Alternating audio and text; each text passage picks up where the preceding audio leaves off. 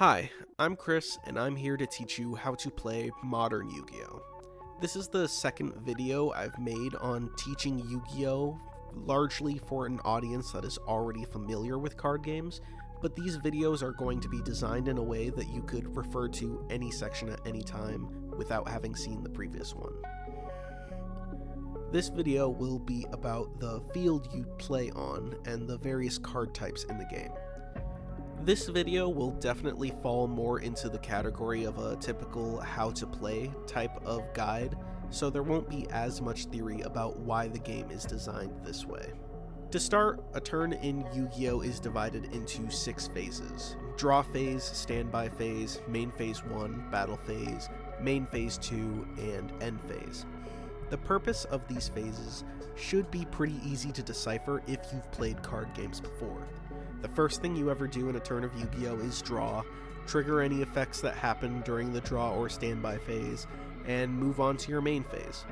The player that goes first doesn't draw a card or get to use the battle phase, and as a consequence doesn't get a main phase 2 on the first turn, but going first is still considered to be the more advantageous position to be in. Most game actions can only be taken during a main phase, which is what we'll be talking about in this video. So, as a visual guide, this is what the standard field of play in Yu-Gi-Oh! Looks like right now, but for this video we're only going to focus on this much of it. You have 5 main monster zones, 5 spell and trap zones, a space for your main deck, a space for your extra deck, a graveyard, and a field spell zone. There's also a banishment zone, it's just not featured in this image. We'll go through everything one by one. Now, I think it is important to remind people that in most card games, the effects of cards take priority over the game's rules. This means that if a card says you can do something, you can do it regardless of what the standard rules are. This is like how in Magic there are cards that give you additional combats or let you play additional lands. So I just want it known that everything that I say about the rules in this video is subject to the whims of card effects, because Yu-Gi-Oh! Is a game that loves to break its own rules. The main deck and graveyard are pretty standard if you've played other card games. Your main deck can have a minimum of 40 cards and a maximum of 60 cards.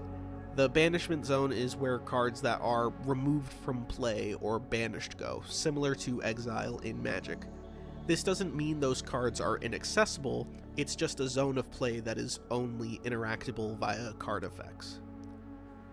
The spell and trap zones are where spell and traps go. Activating one of these cards requires it to be put in a zone first. When a spell or trap card is activated, it stays on the field until after it resolves. This is important because activated spell and trap cards can be targeted by card effects. Anything that interacts with face-up cards on the field can interact with activated spell and trap cards.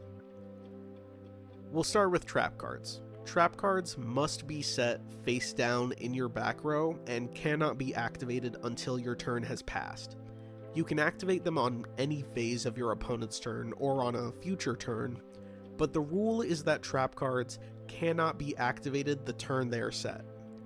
Traps have always been difficult to judge in Yu-Gi-Oh! Because of their reactive and slow nature. They don't give you immediate value the turn you have access to them. They're really good if you get to go first and set up before your opponent, but kind of bad if you have to go second. This means traps have to be exceptionally valuable to see mainstream play, either by being extremely powerful, easily searchable, or immediately applicable the turn you draw them.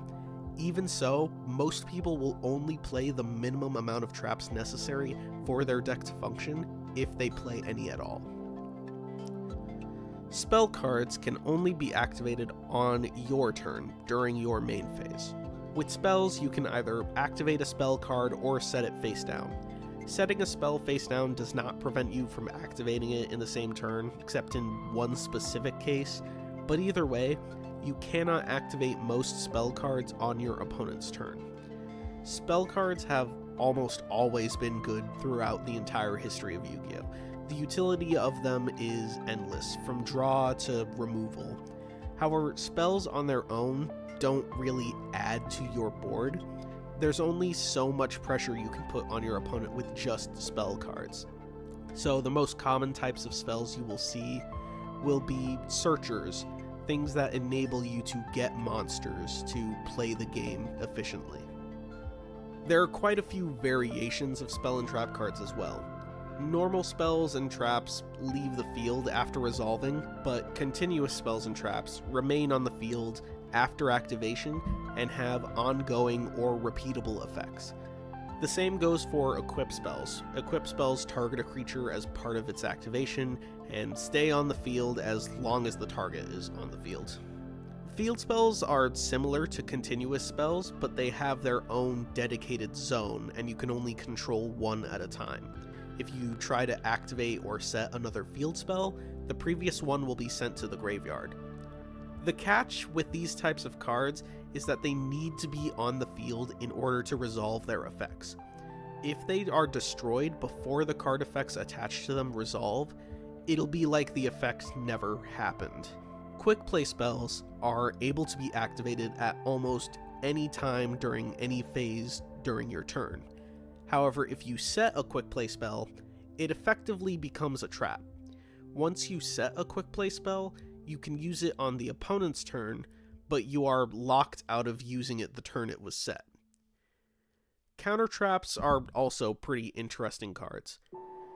Counter traps are another thing I will talk about later, but the gist of them is that a counter trap has more restrictive activation requirements and costs, but cannot be responded to by anything other than a counter trap. Monsters, as always, are more complicated, but I'm only going to be going over what is relevant to the field of play and the extra deck. You have 5 main monster zones. Once per turn, during your main phase, you can either normal summon one monster from your hand in face-up attack position, or set it in face-down defense position. These are considered the monster's battle positions, and they'll be more relevant when we talk about combat and the battle phase. But some monsters have certain effects when they are changed from face-down to face-up. Higher level monsters require tributes in order to summon or set them in this way, by sending monsters on the field as part of their cost. This is called tribute summoning, but it still counts as using your normal summon. Any summon that is not a normal summon conducted in this way is considered a special summon. Special summons are only restricted by whatever the card you're using says, and you can do them as many times as you want. Yu-Gi-Oh! Has essentially become a game about special summoning. The only real expendable resource in Yu-Gi-Oh! Is the number of cards you have access to, and you have access to a lot of them. Deny your opponent access to their cards, and you can control the flow of the game and win. This isn't a new concept if you play other trading card games, but in Yu-Gi-Oh! Individual cards allow you to do so much more. The extra deck is a small pool of 15 monster cards that are only accessible by specific summoning conditions. Monster cards in your extra deck need to be special summoned in either face-up attack or in face-up defense position. In the past, the extra deck was mostly treated as a toolbox of sorts. These are cards that you always have access to, so you can use them as ways to deal with problems that you either didn't draw the answer for or just don't have in your main deck. Currently, though, the extra deck has become the core game plan for most decks. By always having access to these cards, you reduce your chances of having to deal with the variability of whatever cards you drew in your opening hand. It makes combos and facilitating those types of plays much easier. You still need the cards in your main deck to access the cards in your extra deck, but the extra deck is what contains your most powerful monsters that are required to apply continuous pressure to your opponent. Initially, I thought trying to explain the different extra deck monster card types in Yu-Gi-Oh! Would be difficult, but then I realized that the first line of text on almost every single extra deck monster is the materials required to make it, and you can kinda intuit things from there based on what other people do. I'll do a brief overview of the most basic ones. Fusions require whatever monsters are listed on the card and a spell or effect that initiates the fusion summon.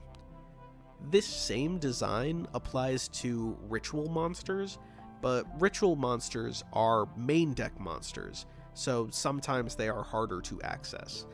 They have specific spells that are used to summon them that I didn't mention, but they work similarly enough to fusions that I've decided to describe both here instead. Synchros require you to do basic math involving tuner monsters and other creatures you might have. The number of monsters you can use can be flexible depending on the monster, you just need to make sure that the math adds up. XYZ monsters, or XCs as they're sometimes called, I don't know how it's pronounced, XYZs require you to stack monsters with the same level on top of each other. Those monsters then become materials you'd use to activate the XYZ monster's effects. Now, there are several other card types, but I think it would be best to save those for another video for the sake of simplicity for now. These are just some of the easiest ones to understand.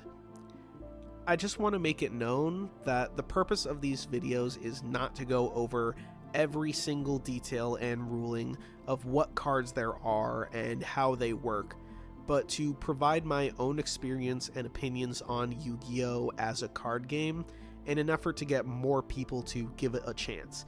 If you like trading card games, Yu-Gi-Oh! Has a lot of interesting stuff to offer. Thank you for watching and listening. If this video helped you out in any way, make sure to tell me about it below. I definitely plan on making more of these, so if you're interested, like and subscribe.